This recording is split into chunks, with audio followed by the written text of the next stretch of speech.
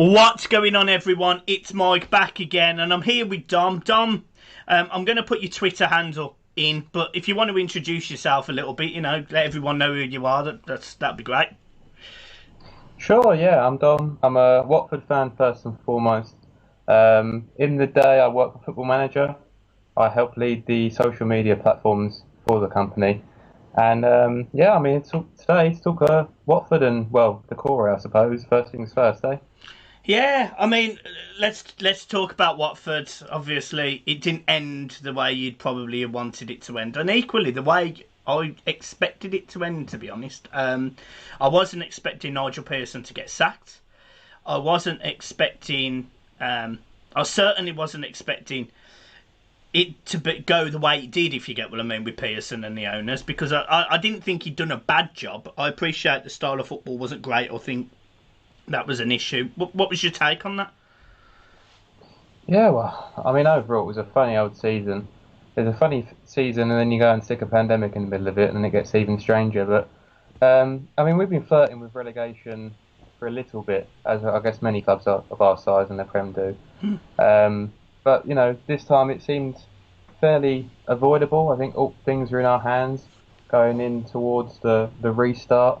Pearson had done well when he come in, and yeah, despite the sort of the wobbles that we had, I didn't expect him to get sacked. Of course, I don't think anyone did. But I guess that decision was maybe one about personality rather than things on the pitch. I think there was a lot of clashes behind the scenes.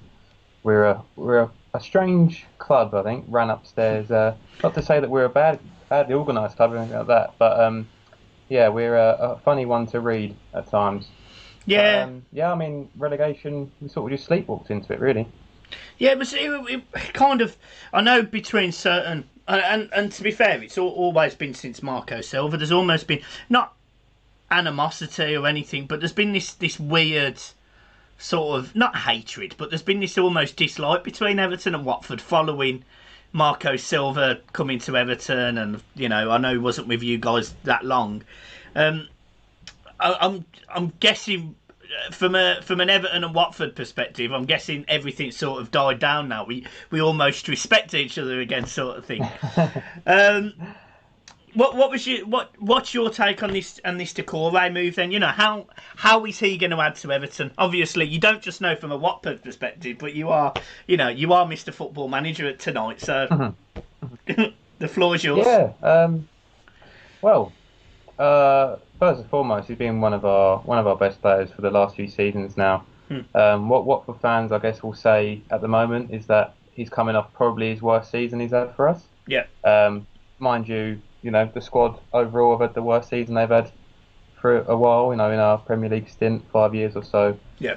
Mostly everyone in the squad would have come away not looking great. Doucoure perhaps one of those, but his qualities are clearly still there. He's coming in to his prime now, I guess, age-wise. Yeah.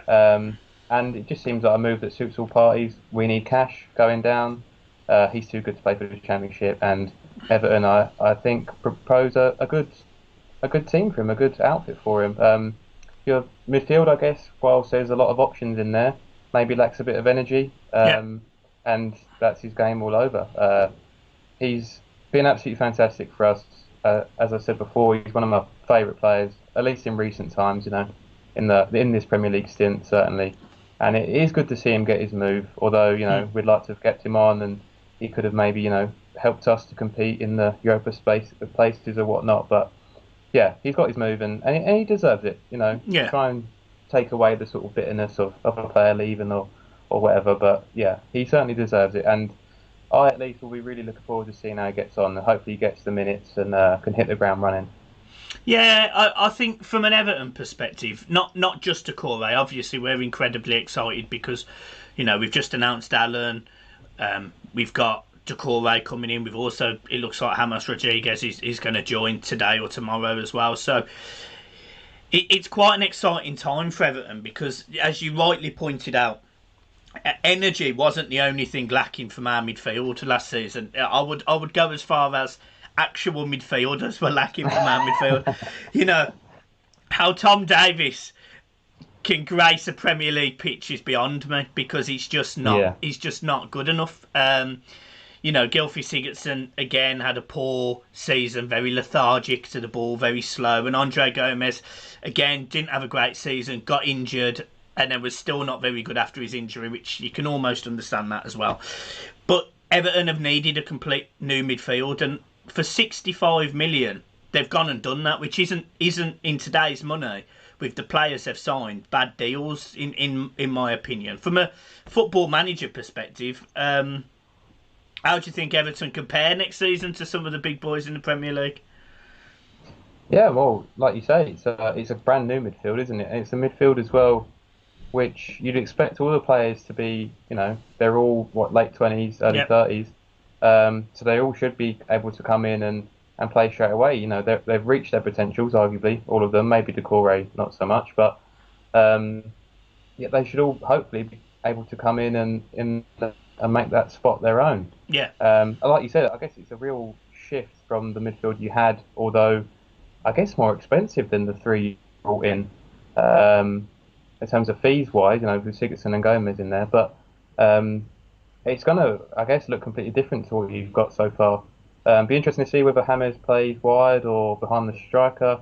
But with Doucoure and Allen behind him, hopefully they'll be able to pick up and give him a bit of a free role, pick up those offensive duties for him, and you can see him shine. It should be really interesting. Yeah, the thing that excites me, they've all got their different roles. Allen is very much a ball-winning midfielder. But the thing that excites me, and really excites me, is the fact that Doucoure is no doubt a ball carrier. He can get the ball, and he can run 30 yards, bounce off a few people, and make a pass or score. I can't remember who he scored that goal against last season, but he picks up the ball on his halfway line. He scores an absolute screamer. Away at Brighton. Unbelievable goal. And that we've not had a ball carrying midfielder since Ross Barkley, and I would go as far as saying that Doucoure, Ross Barkley's issue at times is he doesn't think about what he's going to do at the end of his run.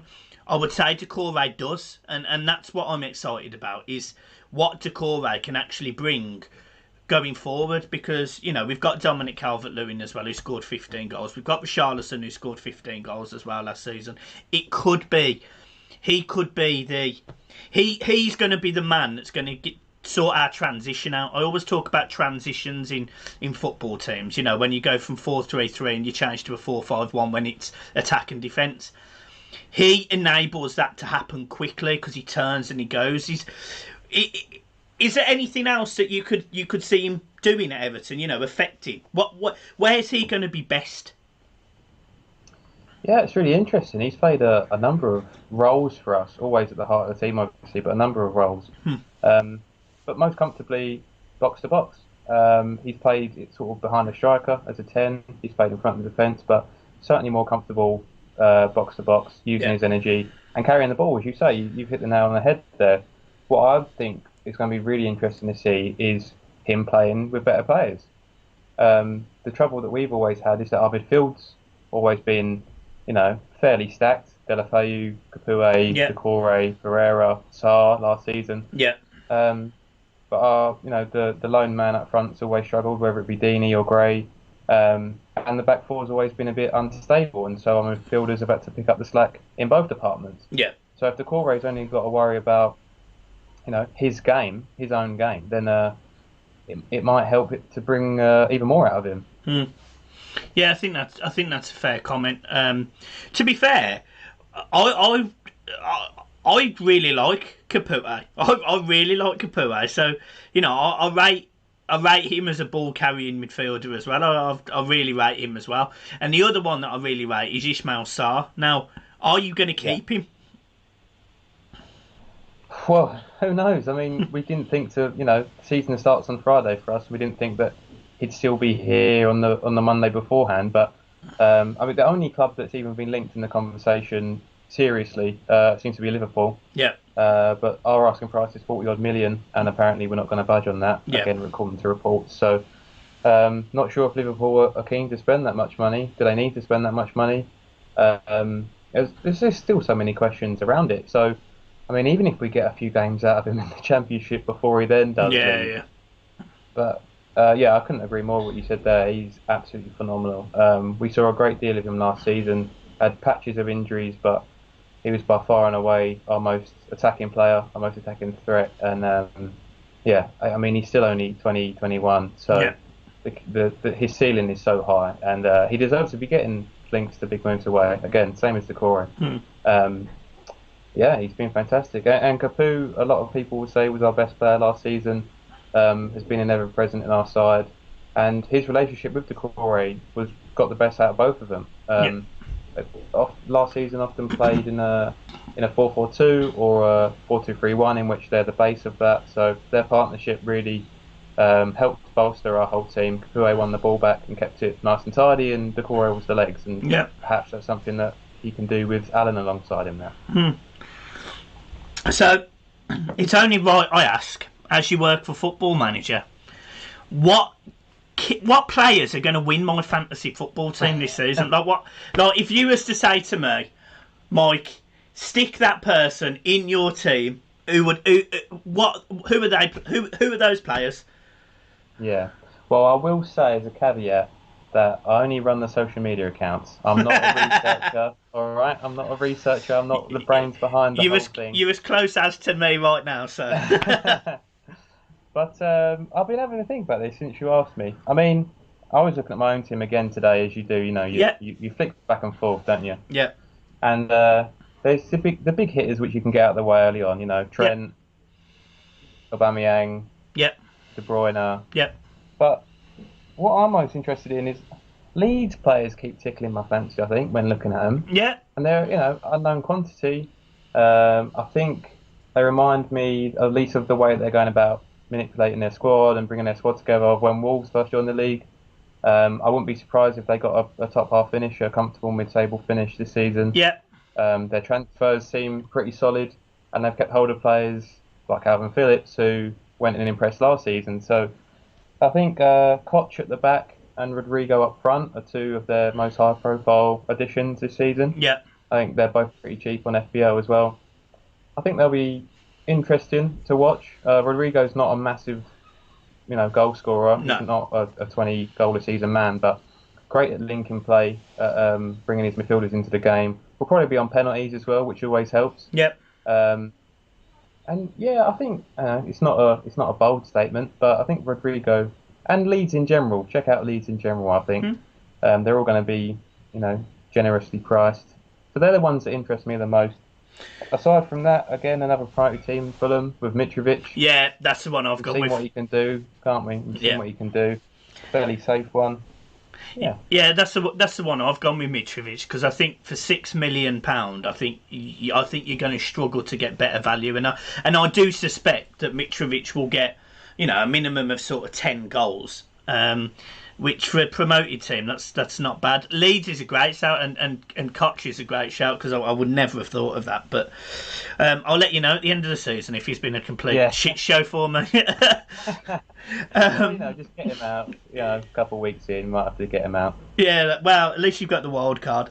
Another player, just to throw one in there, another player that I think could have a really good season is Mason Greenwood. I think he's great value in the midfield as well, to be fair. Yeah, that's a great shout. I mean, you've seen Kane's comments from the week, having Greenwood join the England team, saying he's one of the best finishers that he's ever seen, which is nuts, really, at his age. So that's a really good shout. I've not looked at his price, actually. 7 million. Same as Zaha. So that's sort of... Very nice. Sort of. I mean, I'm just going back to Ismail Sarr. Everton have been linked with Wilfried Zaha several times. We were linked with him last season. We've been linked with him again. I don't quite know how we're going to be able to spend all this money on players. We Everton, no doubt, will end up top of the charts on spending over the last 5 years if we continue to spend the way we are. But we're fourth at the minute. For me, I'd rather have Ismail Sarr than Wilfried Zaha. As of right now, I think he's younger, he's more aggressive, he's quicker. He had a few injuries last season, but I do think if you keep hold of him, you come straight back. I think if Watford keep hold of him, I think you come straight back, because he will head and shoulders be the best player in the Championship for me. Yeah, no, I couldn't agree more. Like I said, I can't believe that he's still with us, and hopefully he does stay for one season. Like you say, you promise him a season in the Championship, you help get us back up, and then we can see what happens again. We're a Premier League team again. But yeah, I mean, comparing him to Zaha, I guess potentially Zaha might be cheaper as well, which sounds a bit mad. The prices that Palace have been quoting, at least in the years gone by, I'm not sure about the current asking price, but they're both exceptional players. Obviously, we've seen Zaha more in the last few years. Be interesting to see Zaha, what he's like in a team that isn't built around him as well. Yeah. He kind of gets the ball when everyone gets out of his way, because that's how Palace operate, and they've done really well doing that in the last few years. Stick him in a team where he needs to do more off the ball, and he's not going to have free reign to create as what he wants. I'm not sure how he reacts to that. What I do know about Sarr is that he's brilliant off the ball. We will, play him in a 4-4-2 out wide, which seems a bit mad, really, considering you pay 30 million for a player. But great going forwards, but great going back as well. Like you said, he's younger. Perhaps finishing wise, could sometimes, whether it be a cross or the end of a chance, can be a bit rusty, a bit rushed, if anything. But it shows his age. Yeah. I think his ceiling's far higher than Zaha's, but Zaha's been great the last few years. Fair enough, Don. Well, Don, look, that is everything from me, mate. I really appreciate it coming on to an Everton fan channel.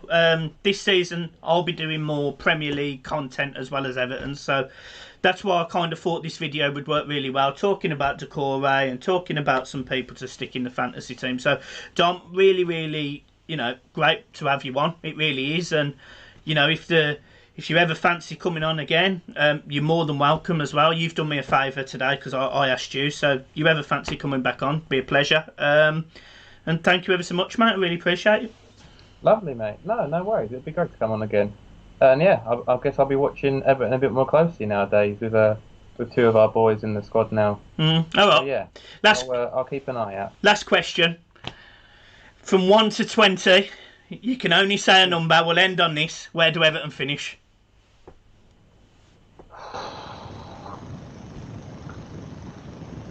Oh, 8. Yeah.